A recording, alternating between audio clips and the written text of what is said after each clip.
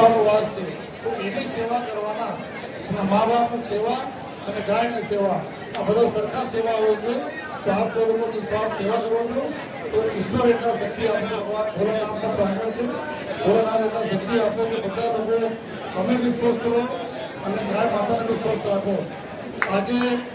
તમારા જો blood donation camp તમારા તરફથી રાખવામાં આવે છે ત્યાં સુધી 650 જેટલા યુનિટ સમય હોય છે જ્યારે બ્લડનો સૌથી વધારે જરૂર પડતી હોય છે ત્યારે સ્પીમેર હોય સિવિલ હોય કિરણ હોસ્પિટલમાં હોય આ બધી જગ્યા તમારા જો પવિત્ર બ્લડ જશે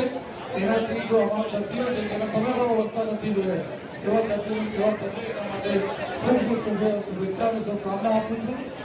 આ એવા સારા કામ છે તમારા એના માટે હું આવ્યા